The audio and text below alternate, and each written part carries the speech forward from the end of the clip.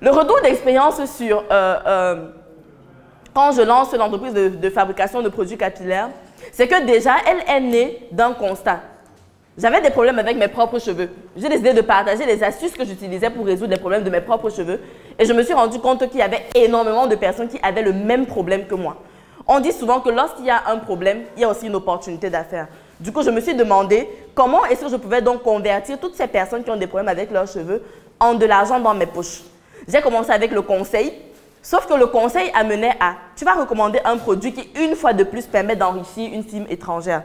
Parce que tu vas dire à tes gens, voilà les pratiques que vous devez faire, voilà, voilà, voilà. Et quand ils vont te dire, je fais ça avec quoi?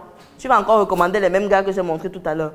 Ça veut dire que le problème de l'hémorragie, en réalité, n'était pas réglé. C'était toujours prendre mes clients. Et ce qui donnait même plus d'argent, ce n'était pas la consultation, c'était les produits. Parce que quand tu te positionnes comme étant un expert dans un domaine et que tu recommandes un produit à quelqu'un, il y a 80% de chances que la personne aille acheter exactement ce que tu as demandé parce qu'elle voit le résultat sur toi et elle se dit, si tu parles en connaissance de cause, c'est que c'est ça qu'il faut faire. Sauf que je me suis donc dit, à quoi ça sert de recommander donc tout le temps des marques étrangères alors qu'en réalité, la fabrication de produits cosmétiques, ce n'est pas ce qu'il y a de plus sorcier. On ne parle pas de l'arme nucléaire, on parle de produits cosmétiques. Donc, il était question donc de fabriquer une marque de produits cosmétiques qui puisse non seulement répondre aux besoins des cheveux afro, parce que moi-même, je suis africaine, mes cheveux, ils sont noirs. Les cheveux afro, ce n'est pas uniquement ceux qui sont naturels, même ceux qui sont défrisés, tout le monde. Mais les cheveux africains, ils ont des besoins spécifiques auxquels il fallait répondre tout en gagnant de l'argent. C'est donc ainsi que cette marque est née.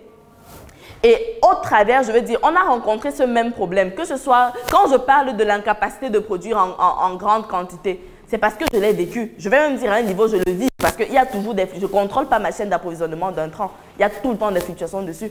Quand je dis les problèmes de qualité, c'est parce que je l'ai vécu moi-même. Aujourd'hui, on te donne un contenant vert, demain, on te donne un contenant rouge, après-demain, un contenant jaune pour le même produit. Quand je parle du standard de production, c'est parce que je l'ai vécu. Il y a des gens qui ont acheté mes produits, on dit le shampoing aujourd'hui est liquide, demain ça ne mousse plus, demain c'est trop lourd, après-demain ce sont des choses que j'ai expérimentées. Et à ce moment-là, tu te demandes comment est-ce que tu peux donc faire pour gagner de l'argent parce qu'il y a une demande, il y a effectivement une opportunité. Mais comment donc faire pour la saisir de la façon la plus professionnelle possible tout en gagnant de l'argent? Et c'est donc à partir de là que j'ai pu sortir 3 stratégies que je vais qualifier littéralement d'imparables pour pouvoir se faire de l'argent dans le domaine de la cosmétique quand on est au niveau artisanal ou je vais dire semi-industriel. Jusqu'ici, est-ce qu'on se suit? Est-ce qu'on me suit?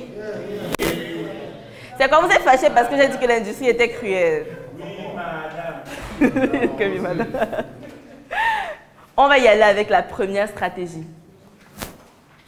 La première stratégie, c'est de réussir sa segmentation. Première chose.